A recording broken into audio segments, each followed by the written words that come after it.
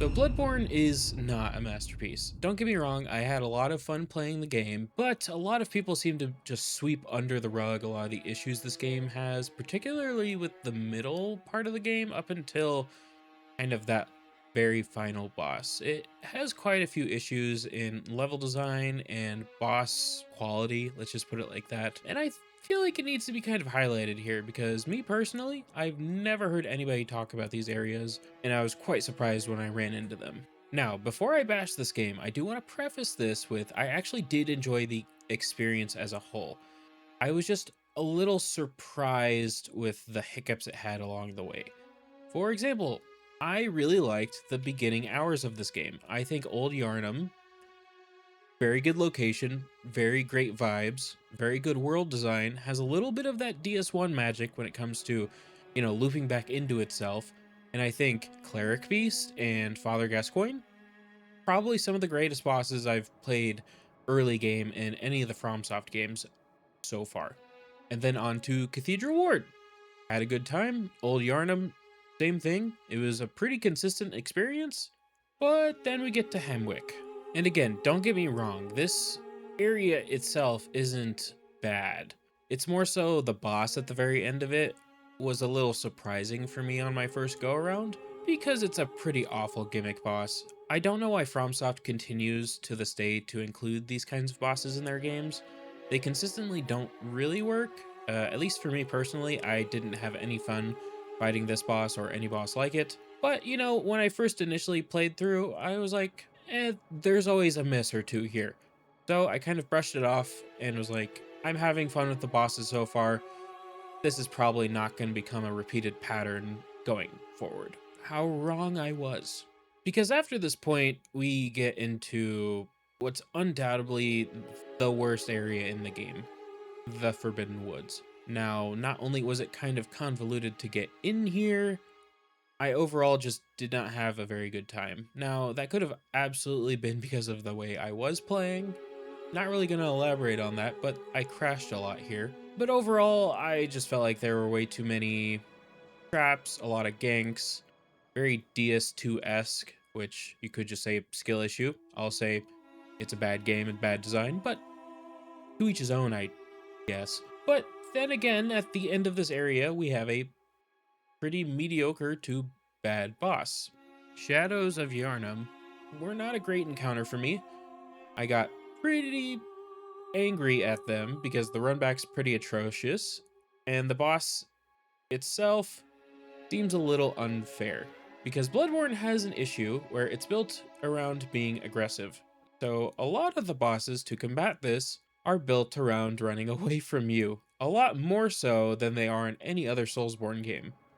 And when you have three of them, and you don't have a lot of poise, so you get staggered quite a bit, it can get pretty annoying. But eventually I got through this and went on to the next area, Bergenworth, which ultimately it's too small to really say anything about, other than you probably get the worst boss in the game.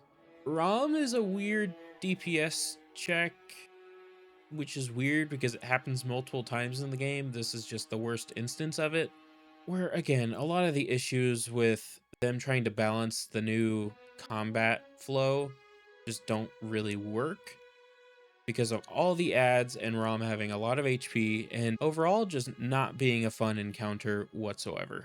And then it only continues throughout the rest of the game. You have the one reborn, you get Mikolash, which is just a slog of an encounter. I understand it's supposed to be annoying, but the fact that it's pretty close to the end game is just very, very annoying. And after that, you have Murgo's Wet Nurse, which isn't a bad fight, but it didn't jump out that much to me considering I only did it in one attempt.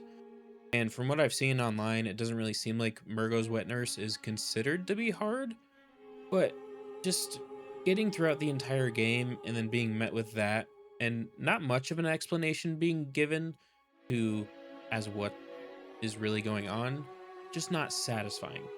And then you end the game with Germun and Moon Presence. Germun, I'm pretty sure is a good boss, only I think my game bugged out because he kind of just stood there. I don't know if that's a known issue, but that's what happened for me. And so I beat him, then beat Moon Presence in a couple of attempts, which didn't really seem like a well thought out or well designed boss. And then the game was over. Now, don't get me wrong, there were some good bosses along the way. There's Martyr Logarius, which initially when I was fighting him, thought he was a very dumb boss, which he kind of is because he suffers from the exact same issues that Shadows of Yharnam does. But when you actually fight him, you actually do have a lot of fun with him. And then there's the majority of the DLC, which is very, very, very good. I would say Ludwig, Lady Maria, and Orphan of Kos are very good boss fights. Orphan of Kos, I have to add a little bit of an asterisk, though. I thought his attacks and hitboxes were a little unfair, and then researching it after the fact, they just straight up are unfair. There's a lot of times where I got hit where I should not have gotten hit, especially since you only have 11 iframes in this game at all time. It's not that forgiving, and I was very glad to be done with it at the end of that. And don't even get me started on blood vials and silver bullets. Now, I completely understand why they had this implementation for healing items in this game. You're really supposed to rally and then try to get visceral attacks. That's really how you're supposed to keep your health at a manageable level.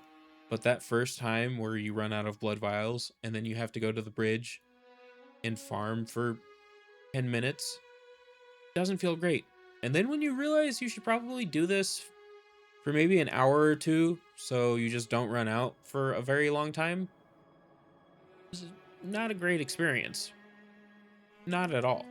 And then the final big issue I had with the game, which is honestly something I didn't interact with that much, were the chalice dungeons. The few that I did do were extremely boring, and I understand a lot of the good runes are hidden away behind those things, but it's not a fun experience at all to be going into those.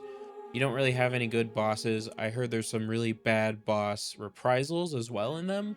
So I didn't really want to subject myself to that and would rather bang my head against the wall against something like Orphan of Kos. These things just seem randomly generated. They don't really have good vibes for them or level design. They're just very boring. And again, I just want to preface I did enjoy the game overall. It's probably not in my top 3 of FromSoft games, or at least the ones that I've played so far, but it's a very good game. What I think it would benefit from is a sequel, not really a remaster. Probably a port to newer consoles and PCs would be good, but the people clamoring for a remake, I feel like they're ignoring all of the base game level issues. I think if a sequel came along, or even a spiritual successor came along that iterated on these design decisions and took away a lot of the bad elements of this game, made the bosses a lot better, didn't include chalice dungeons, and had a regenerating resource of healing items over time, then I think it would probably be top 2 FromSoft games. But anyways, that's just my opinion. And if you want to continue following me and probably seeing my bad takes on video games, then why don't you subscribe and watch me? I live stream pretty much every day here on YouTube and on Twitch as well. But if I don't see you there, hopefully I see you again. Have a good day.